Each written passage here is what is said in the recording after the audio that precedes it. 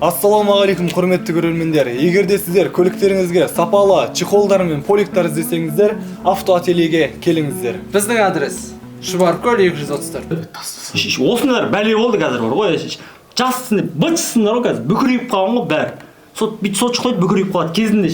Тік жүретіндей ғой, біз тік жүргеніміз абырой еді ғой, біз білесіңдер ма? Мына қалай жылама негізін аяқ. Әдемі ма? Кезінде соқтығын ше өкіметке айтып жүріп әрең істеп жатқан аяқта. Өмірбаянын айтып кетті. Қалай негізі жылыман аяқ? Аты Абылай деген. Неғып біреу бар ма не шкафта? Ешкім жоқ. Біреу бар зат болшы меш? Ешкім жоқ, братан. Көрсін айтып кетті ме? Біреу тығып оқын зат болшы.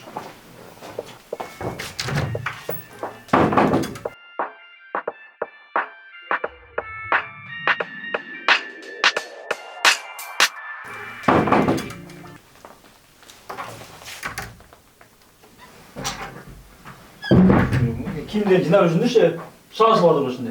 Бопте, давай де, азалап қалған жоқпын ба? Жоқ, давай жолығамыз. Ағаш болды, кетті, шыға бер. Кетті ма? Кетті. Өлдік қой. Салам алейкум, бұл кетпеш мақылма. Салам алейкум, бұл кетпеш мақылма. Салам алейкум, бұл кетпеш мақылма. Салам алейкум, бұл кетпеш мақылма. Салам алейкум, бұл кетпеш мақылма. Мен жүрем ғой, а? Мәй.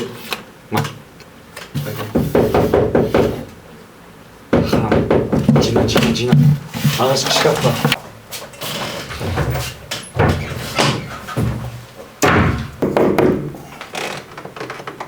Не oldu? Братан, тұз бар ма? Балет бар. Түнгі 2 болды ғой, жатсай бар. Сіз бересіз, братан, өтіңіз.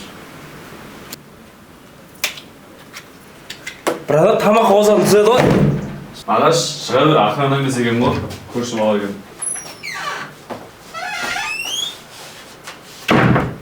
Қой жігіттер, ұйықтайық, жатайық. Азында жұмысқа барып, жұмыс істеу керек маған айтпақшы. Бәрімен танысқаныма қуаныштымын. Жатайық, сет өшірсің.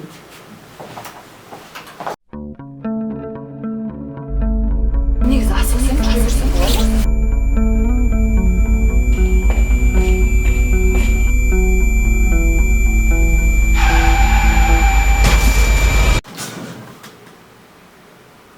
Ема, түсінбеген ғой.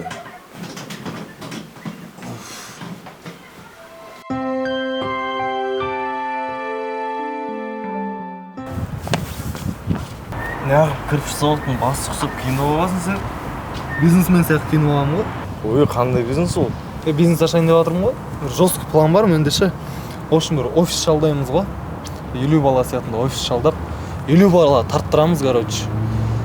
Сол 50 бала кешке дейін 5000 теңгені әкеп тастау керек қой. Білмеймін, бутылка өткізе ма, темір өткізе ма, өздері көреді. В общем, кеште қолымда 5000 теңге тұру керек қой. Негізі идеяң жақсы болған. Рахмет, сен ұзаққа барасың. Осы әңгімеңді ше әкімнің алдына барып айтшы. Сөйтіп әкім аны аузыңнан баспен тепсін мақма? Негізі көре алмайсың ғой мен, я. Баспен тепсін. Мен қазір универге кіріп сабақ оқып беремін. Ар жаққа барамыз ғой. Я білем ғой. Негізі басым қатыстайды ғой мен. Көре алмаймын. Я, мама, бүгін бардың универге. Мам, әлі тұрмам. Нағаш. Ой, Нағаш. Сергей, Вася. Тұрсай, Нағаш, әлі жатсың. Сағат 1 болыпты ғой. Жен, оятпағасың. Айттық қой саған, жұмыс іздейміз, оят деп. Оятпадың? Ояттық қой, төл бермей жаттың ғой кәдімгі. Сен КамАЗбен қақсада тұрмайсың ау, құрт құсап жатсың ғой, жыбырламай. 80 будильник болып қойғасын. Біз тұрып сабаққа кеттік қой, әлі шырылдап жатыр ғой. Тұрсай болды. Не айтып жатсың жаңадан туған піл құсап? Негізі тұрған мен ұйқымнан. Тұрып, не үшін тұрғанымды есіме түсіре алмай, қайттан ұйықтап қалыппын ғой. Боп, жүр кеттік. Қайқа? Тамақтанамыз. Жұмыс іздемейміз ба? Іздейміз ғой, аш бірінші тамақтан олайық та. Давай. Емес, ал телефон кеттік. Olsaydı siz. Аружан, тұра тұршы. Тұра тұрсай. Короче, менде бір жесткий идея бар. Бір план бар менде, бизнес-план. Қандай план? Бизнес-план. Қандай план ол? Кәдімгі бизнес-планда тыңдап алшы бірінші. В общем, екеуміз үйленеміз де, сен маған бір 10 бала туып бересің. 10 бала әрқайсысына $100 болса, $1000 бола ма? Соған 157 тауық сатып аламыз. Сөйтіп, тауықтар жұмыртқа туады, жұмыртқасымен тауықты екеуін сат жеріп бір 40 түйе сатып аламыз ғой. Сөйтіп, сен оған şimdi 4-5 туып қоятын жарсың. А? Қандай бала? Туып қоясың ғой 4-5 бала. Сөйтеміз де, оған $400-500 бар. 40 түйе бір жылда бір 80 түйе болады. Екеуін сат жеріп бір 17 бегамот сатып аламыз. Сөйтеміз де, бүкіл әлемді шарлап, сүннет тойға ашып ақша істейміз. Сөйтіп, ақша әжептәуір жиналғаннан кейін бегамот сат жереміз де екеуміз. Сөйтіп, Қытайдан, Пиндододан киім заказ беріп байып кетеміз.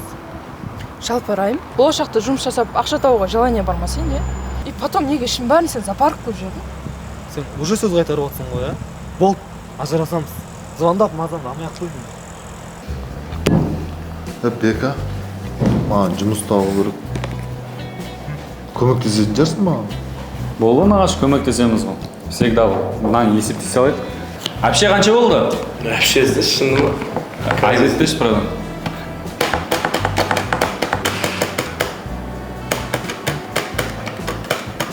Не алдың ғой? Айналдырған 2 самсаны 47-ге көбейтті ма? Yani 7 ғасыр есептеді ғой ма? Қанша болды, брат? Вообще 100 теңге болды. 100 теңге? Не деген қымбатшыл ғой? 100 теңге деген мен папашкам айлығы ғой? Немене ойлайсың, папашкаң бутылка өткізе ма? Или тері қабылдай ма? Қайыршының өзі әбетке дейін 1000 теңге тауып қояды ғой. Не деген бейшарагершілік ол? Тарқат жібере салу керек қой сен семьяңды. Братан, бірден скандал шығарып, әшейін әзілдеп жатырық қой. Кеттік, төлейік тұрайық.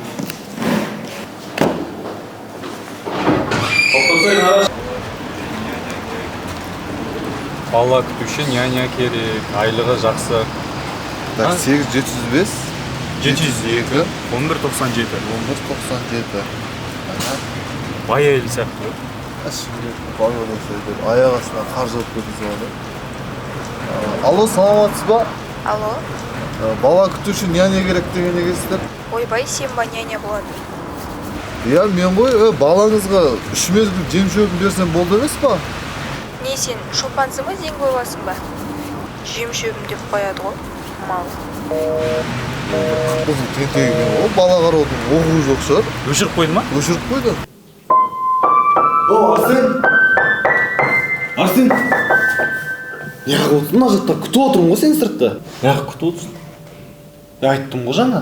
Жүр. Қай қорамыз? Аңсардың үйіне де, Алдың қарыз берген қыз қайта-қайта звондап қоймай жатыр. Ё-моё. Аңсардың үйінде үйлерден алу керек ақшаны. Жүрші. Ертерек барайық та онда. Вот, стипендиясы. Ну.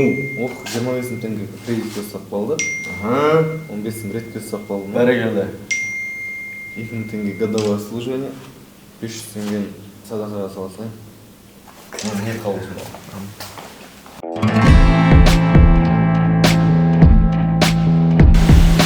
Осы жер мана ағаш. Осы жер алды. Кіммен сөйлесеңіз, кім бастық мұнда? Мен бастық, ассалаумағалейкум. Ассалаумағалейкум, қалайсыздар? Сатушы керек деген екенсіздер. Керек, істегенсіз ба, продавец болып бұрын? Істегенбіз ғой енді, стройка істегенмін бұрын, Құдайға шүкір, опыт бар ғой. Жоқ, түсінбедім. Продавец болып істеу үшін 1 жыл опыт керек негізі. Бар ма опыт? Айтып отырмын ғой сізге, 10 жыл стройка істегенмін деп. Арасында цемент ұрлап сататынбыз, ағаш ұрлап сататынбыз. Саудадан опыт бар ғой жалпы. 10 жыл деген былай қарап тұрсаң бір ұрғаш иттің ғұмыры ғой негізі. Жоқ, ренжімеңіз, болмайды. Алмайсыздар ма? Алмаймыз әлі. Жем қайтты. Алмай деген жұмысқа.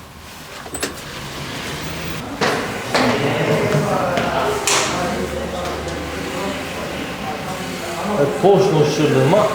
Я, отырған шықты. Сөйлесіп келен онда. Ассалаумағалейкум. Уағалейкум ассалам. Братан, Аңсардың ағасы емессің ба, Иә? Бұл Аңсарды таппай қалдық қой, звондасам алмайды. Үйін білмеймін барайын десем. Астанаға кеткен ол 2 күн бұрын жұмысқа. В общем, братан, сөздің ашығы Аңсар менен 300 мың теңге қарыз. Таппай жатырмын оны. Бауырым, енді маған не дейсің? Мен алдым ба сенен ақша? Не деген, братан, таппай қалдым Аңсарды деп отырмын. Сен енді ағасы ғой деп кеп отырмын алдыңа. Саған бірдеңе айтайын ба? Аңсар келеді өзінен сұрайсың. Сосын ол жігіт иттен бір сүйек қарсы. Былай айтқанда. Одан қызық нәрсе айтайын ба саған? Оның гені басқа болып шықты. Оны асырап алған екен ғой, былай алып. Айтпақшы. Скоро келіп қалады. Ойында бар. Қонақтарым келе жатыр еді. Ренжімесің. Официант! Қыз-келіншектерге жұмыс күніне 50-60 мың теңге гарантия, массаж істесеңіздер болады. Нағашысыз онда? Звондап көрікті бұған. 8-708 707 15-16. Барды ма? Алло? Алло. Саламатсыз ба? Да, здравствуйте. Қыз-келіншектерге жұмыс деген екенсіздер? Да. Тек қана қыз-келіншектерді аласыздар ма? Айлығы жақсы екен да, просто қызығып кеттік та. Вы транс? Транс деген не ол? Трансформатор. Ой, трансформатор жөндей береміз ғой, бәрін істей береміз ғой. До свидания. Қойып қойған біз. Оған ма? Ап тастай салмай ма, жарнама? Трансформатор қыздар жөндей алмайды ғой.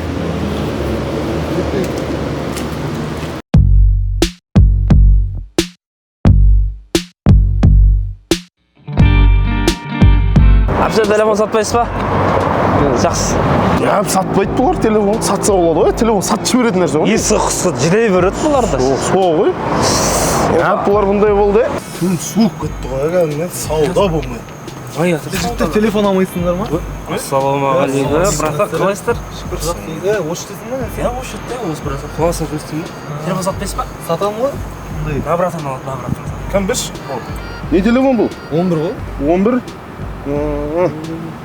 Экраны ауысыпты да оның, я? Жоқ, братан, ауыспаған. Емкісі түсіп кеткен ғой ма? Жоқ, братан, ап нормально.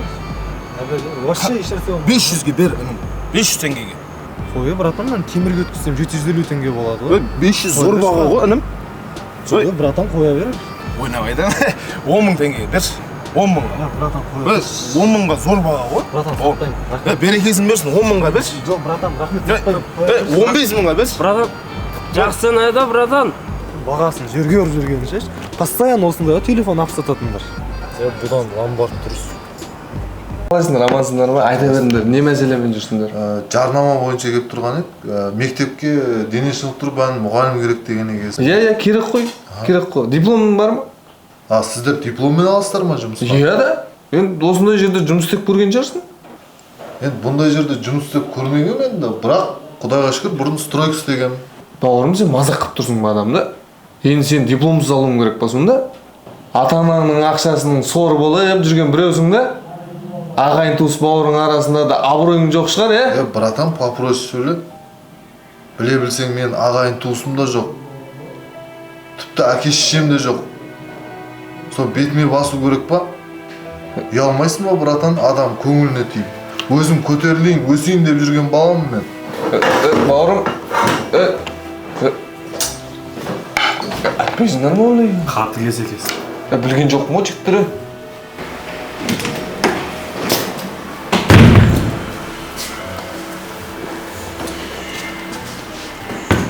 Не, ешкім жоқ та. Бар болса не айтпайсың? Просто сөзден жеңіп жүрген етші. Отық болғасын, анан сөзді. Қойшы кетті далаға ша, сыртқа ша, кіршам деп өліммен ше.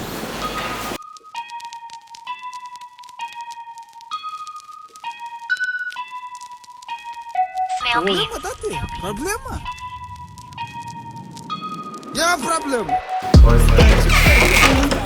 Айып етпес, кешіктірер жерім бар. Не ғой негізі ағам оқудың ақшасын беріп қойып еді. Оның үстіне әжең ауырып жатыр екен. Қалғанын сосын бересің деп звондап едім, алмай қойдың ғой. Онда... Әкеліп қойыпсың енді бере сал. Түгел ме да? Жоқ, 150 мың теңге аның ішінде ше. Қалғанын асықпай бере бересің ғой да. Қазір бір өлең айтып берсең ғой. Болашақта айтып беремін ғой бұйыртса. Қазір ше?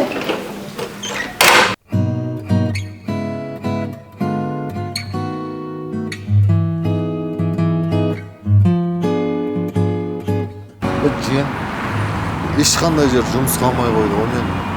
Осындайда бір көңіл күйіңде түсіп кетеді дегенде. Не болды нағаш? Көтер басыңды. Қадыр Мырзалы ағамыз не деген білесің ба? Туған жердің тылсым сырын ұғып көр. бұлтның бұлт демесең түбіттер. Қарап тұрып мынау шырқау шыңдарға қалай төмен боламыз, ей жігіттер. Қойшы, тақпақ айтып кеттім, 5 класстың баласы сол. Кәдімгі әдебиет абайдың алдында тұрғанда айттым ғой сол тақпақ. Айта бермеші тақпақ, көңіл күйім жоқ, көріп тұрсың ғой. Бір түсінгенім, бұл қалада бар ғой, ешкімге жанашымайды екен. Көрдің бе нағаш? Басыңа іс түскен кезде ешқайсысын таппай қаласың. Достарың да, туған туысқандарың да бас тартады. Сондай кезде ата-анаң айтқың келеді. Бірақ ата-анаңды уайымдатқың келмейді. Достарыңыз дейсің, бірақ достарың жаныңнан табылмайды. Білесің бе осындай кезде достар туралы не деген? Өкпе нассыз өмірді сүрейікші. Бұл достықтың қадірін білейікші. Қойшы, не болса жігіт сұлтанында тұрсың ба? Қайта тақпақ айта бердің. Адам настроениесі жоқ көзде. Әйтеуір осы дүниеден бақытсыз болып өтіп кетпесек болды әйтеуір. Аза, әлі-ақ бақытты боламыз. Кеттік. Қайға? Әпшек аға? Кеттік.